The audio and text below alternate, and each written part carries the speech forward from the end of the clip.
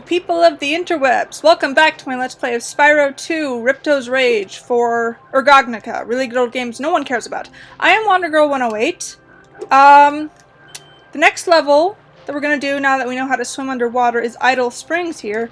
And while I was warming the thing up, because sure enough, I did a little test video of a little more than 2 minutes, and at the end, it glitched out, so yeah. For a second I thought that it was going to be like, it was gonna wait until a video was actually gonna upload before having the glitch, like it knows, but no, apparently not. Still. Anyway, while I was doing the test run, I only just noticed this, literally for the first time in my life, this little bit of water that wraps around the portal to Idle Springs. It's like a river that's actually connected to this main pond here. I legitimately had never noticed that before. But this is not about Summer Forest, this is about Idle Springs. So let us go in and see what's going on there. In just a second.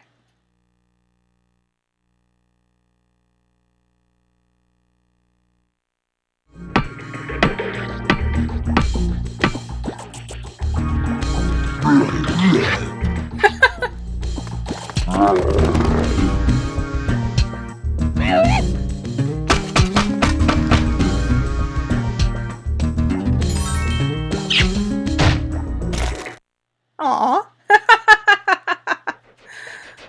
Yeah. I never really understood the concept of chiseling wood, but whatever, I'm no carpenter. Spyro, the idols we were carving have come to life! They've locked us out of our temples and stolen our food! Oh dear. The workers can break the locks if they can get to the doors. Right. Sure, I'll help. And right away, we are given a space of underwater stuffs. I'm actually going to do that first, for reasons that will become apparent. Check out these little green glass bottles. I'm sure we've seen them before, but still. They're neat. They're the only types of vessels you'll find underwater, because there is no fire breath underwater. Okay, both of those things I just said are not 100% true. There are special circumstances, but generally speaking. So we got fishies, we got blue fishies and red fishies and orange fishies. That will be important later. Underwater, these are more kind of magenta than red. Red's my favorite color. Okay, so yeah, there's this hidden tunnel here under the water. There are hidden places here in Spyro 2. And I guess they're just as rewarding to find as they were in the first game. But most of them contain people. And that's what kind of ruins it, is that you're not really finding stuff, you're finding people. Anyway, let's see what he wants. I've been locked in here with all our tools, and the giant idol heads won't let the workers in unless we can solve the 3 puzzles they've given us. The first puzzle is to turn all these blocks yellow. If you have trouble, come back and talk to me.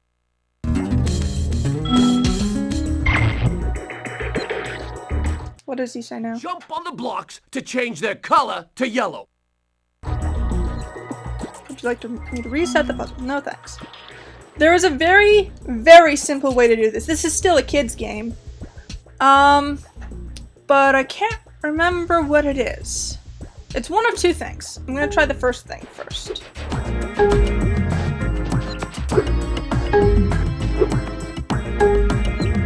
Nope, that wasn't it.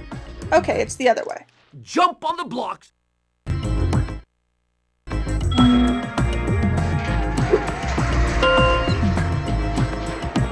Yeah, this is it.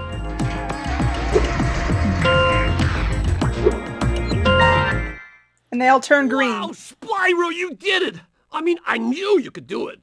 Now, meet me at the pond for the next challenge. Yep. And they have these little arcs of green electricity running through them, just to say they're locked in place, I guess. Excuse me. And up. And he's already here. How about that? This idol says he's hungry and won't be satisfied until he's swallowed 10 fish. He's got a sensitive stomach, so watch what kind of fish you feed him. Let's see what he says now. Just The idol is still hungry. yes, yes. Oh, there it says, watch out for the redfish. Yeah, you can feed him orange and blue fish, but if you feed him a red fish, which I will do just to show you. Yeah, he'll upchuck.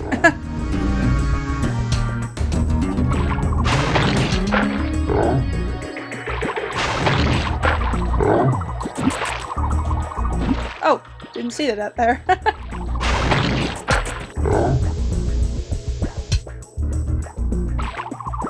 I like to give him 5 orange fish and 5 blue fish because I'm like that.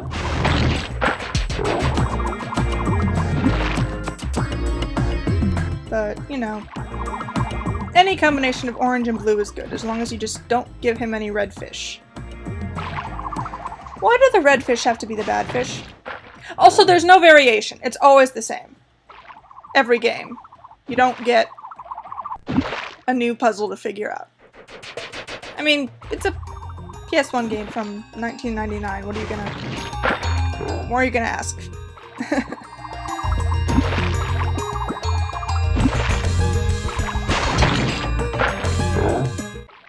Okay, Spyro, just one more puzzle to go. I'll meet you over by the college stones for your final challenge. Yeah, they kind of assume you've already gone through the level at this point, which obviously I have not. What do you say now? Okay, Spyro, just one. Okay. Yeah, the colored stones are actually near the end of the level. And the first 2 are both at the very beginning. So that's an odd choice of spacing, but, you know, whatever. Okay. So now we do have creatures here. And they... That is a beetle. Okay. They like to hit you with marshmallows or hot dogs on sticks that they burn, like you would at a campfire, basically. And then there are these little locks that I like to just breathe dragon fire at, just cause it does nothing. It does literally nothing, but you know. It's nice to feel like you're doing something. Okay, these guys have metal shields. If you graze them, you'll go charging right through them. If you hit them head on, you'll get knocked back. I mean, they'll still die, but... Yeah, okay. This is the other kind of guy with the hot dog, who's just holding the guy up. I mean, you'd think Dragonfire would help melt a lock, but... Yeah, so I grazed the first guy. Let's hit this guy head on. See? I'm nowhere near good enough to actually intentionally graze them, so... Oh boy. Alright, I think this is the last tutorial from Zoe here. Those metal shields are making enemies invulnerable to your flame attack. If you press and hold the square button, you can defeat them with your charge attack. And again, another instance of things that you kinda already had to figure out in order to get here. Though again, I guess you could have run past them, but, like, who does that? Seriously. And there's all kinds of stuff laying around. Because it's a collectathon.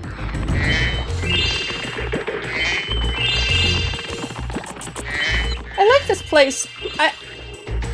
I dislike this level for the fact that you can have to backtrack to it if you go here instead of Colossus first to get the money to learn how to swim underwater. But, I mean, it's a neat level on its own. I do like it. My feelings towards it are kind of tarnished by that. I like Glimmer because it's full of glowing gems, but...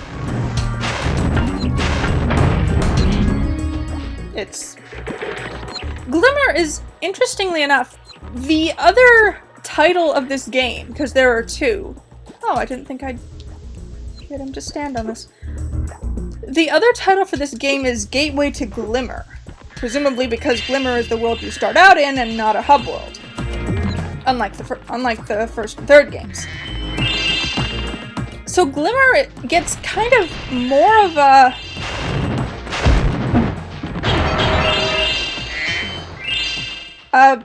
how do I put this? More of a significance to the game than any other level. To aim Oh, the this is camera the left last or right, press the L2 or R2 button. Which I never do. That's the last tutorial from Zoe. Pretty sure this time. Okay. So here we are towards the end of the level, and those are the colored stones of which he spoke. Are there any gems around here? I don't think so. Nope. If you jump on these stones in the correct order, you will solve the puzzle. I only know what the first one is. It's up to you to figure the rest out. Okay, this puzzle is incredibly simple. You just have to jump on the thing that has at least one thing, either the color, the shape of the pedestal, or the shape of the shape that's on the pedestal, in common with the thing that was just stepped on. I think you can do it any way you please. Like, I don't think there's any wrong way to do it as long as you follow that rule. But that's one way to do it. Nice job, Spyro. You're pretty smart for a dragon. All I have to give you is this shiny thing I found in our toolbox. Dragons are very intelligent, thank you very much. Anyway, yeah, you get teleported back here, so... Do you have anything else to say, pal? No? Okay. So I gotta run to the end of the level again. These puzzles, they gave me actually a fair bit of trouble as a kid, because I was a kid, and I was a very dumb kid.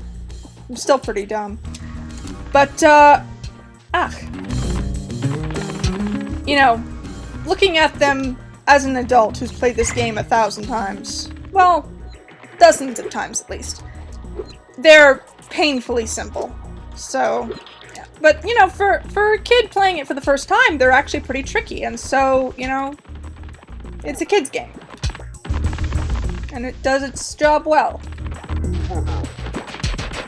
For that, at least. Okay, kill you. Last temple that we're locked out of.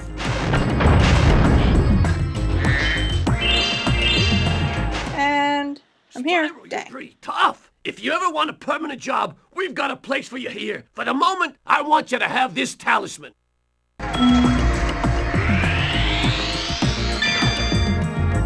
Pretty. You don't have anything to say either. Yeah, the talismans are actually really cool. How they have like little themes. Actually, you know what? I take it back. They're not cool at all because they all just kind of specify the theme of every level, because every level has a theme. You know, I've mentioned this in the Colossus video, that every level has its own special theme, its own special monsters, its own special design and location. And despite that, instead of just like having it be that way, they use the talismans to pretty much spell out what the theme is, instead of just having a theme to appreciate. They kind of shove it in your face. So no, they're not cool at all. But in a way, I guess they kind of are. I don't know. It's interesting to see what the themes were, I guess. Okay. Here is a secret area, and secret areas, as I mentioned earlier, are still a lot of fun, and there's something really cool in this one. It is this thing. He doesn't hurt you, but he has her, this hula girl. Fabulous to see you, Spyro. Now that the supercharged power-up is active, you can charge through the pedestals and send the dancing hula girls over here to help me.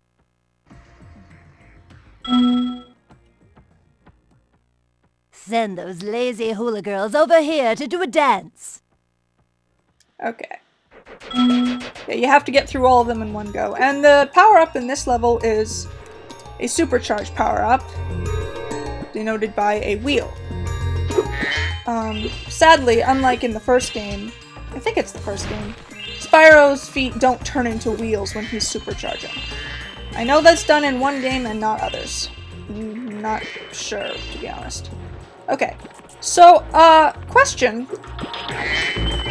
What is going on here, exactly? Like, what is this thing? What does he want? Why is she shackled to a rock? And why are these hula girls all dancing on idols instead of over here, where they need to be? You know, just what is going on here? I suspect there might be some bit of an answer in whatever dialogue she says if you talk to her before the power-up is active. Shut up, you. But I don't know. As a kid, I always assumed it was some sort of ritualistic sacrifice thing where he was gonna, like, I don't know, impale her, or burn her, cut her head off. And I really liked that idea. Yeah, I'm very strange. Anyway, I'm gonna do this just to show you. One hula girl comes over here, and then he, like, stabs them with his umbrella. And did he just do a little spin afterwards? I have to see that again, I'm sorry.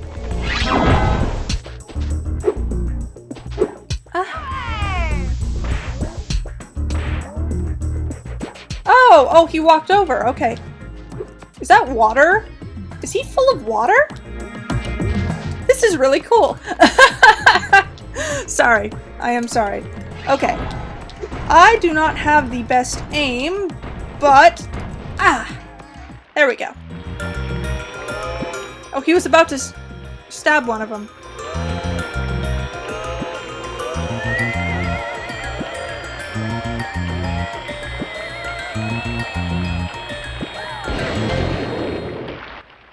Look at that. The hula girl's rain dance blew up that idol like a Roman candle. Now I can pursue that dancing career I've dreamed of. Take this orb. It could help you go places. It does, actually. Yeah. I like to think that we just saved her life because she thought that she was going to die. I have a very, very dark mind. And I'm sharing it with you people of the interwebs because it's my mind. You know, I doubt anyone else will have the exact same commentary if I just say what I feel. Okay, there is a skill point here. And it's not an easy one to get, obviously. It's easier than some, I guess. But yeah, there is a skill point. It's to land on that idol over there, the one between Spyro's horns. That had better be a beetle that I see sitting next to it. So it is possible. And this is one I did not discover on my own. This is one I looked up, I confess. So... yes! It's neat. This is, you see, this is the kind of hidden secret that I really like. Because it's like, you know, you went out of your way to find this thing that's just kind of there, instead of finding, like, people who need your help or whatever. Yeah. Anyway, if you saw, we got all 2 of the orbs in this level, which means we just have to finish picking up the treasure and we're done here. So there's just that. La-di-da. And there's no specifically hidden treasure from here on out. It's just follow this path, basically.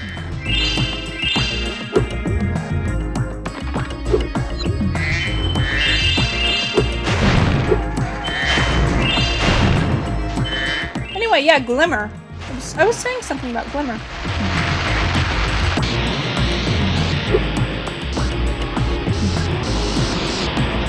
It's interesting that they named it after the world and then named it again. Like, I'm not sure what the circumstance was behind the 2 names. I haven't, like, specifically researched this. Notice also that the sparkles for the talisman are always gold, and the ones for the gems and orbs are always green. I kind of dislike that, but, you know, whatever. Anyway, I haven't specifically researched the name of this game. This is just stuff I've learned in passing from, like, you know, Kid Icarus and such things. But I do know that in some circumstances this game is called Gateway to Glimp, because that's where you're summoned to, and it's where you start off. Even though it's really not so special of a level. It's the tutorial level, you know? But I guess that does make it special. I don't know. Alright, let's see how things go after we've left.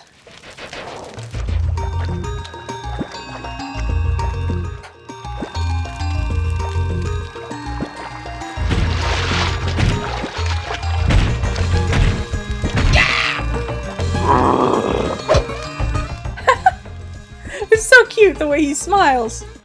And they're all just like, okay, yeah, sure, you can cook your food with us, I guess.